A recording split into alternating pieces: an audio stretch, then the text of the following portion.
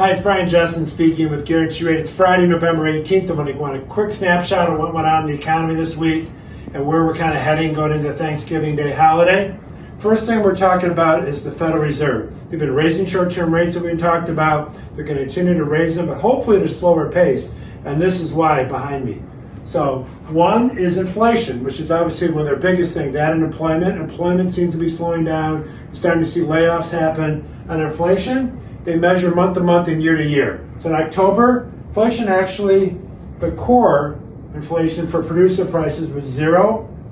Expected to be 0.3, and the previous month was 0.2. Year over year for people that produce products for us, 6.7%. They expect it to be higher at 7.2, 7.1 last month. Now without food, energy, and transportation, which I think is kind of funny because you actually really need that, October 0.2%, previous month expected 0.4, previous month 0.2. Year over year, 8%, which is still super high, but going down from 8.4% the previous month. So you have an inflation picture starting to slow down, which is good. But with the housing market, which we're all involved in, if you're a realtor, a builder, myself as a lender, three things. Housing, building permits, slowing down.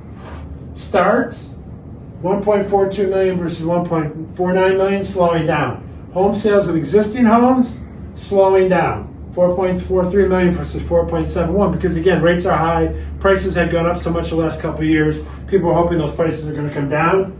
And lastly, the housing market index, 33 versus the previous month, 38, down 13%. So you have a slowing housing market because of high interest rates, you have inflation starting to come down a little bit, Fed's still raising rates, hopefully starting to slow down in December. So mortgage rates have kind of stayed about the same because they're kind of in between things here, and it really isn't a trend enough for interest rates to come down yet. So Brian Jessen, Guarantee Rate. If you have questions about this or anything else in the mortgage or lending world, let's have a conversation. Thank you. Have a great weekend.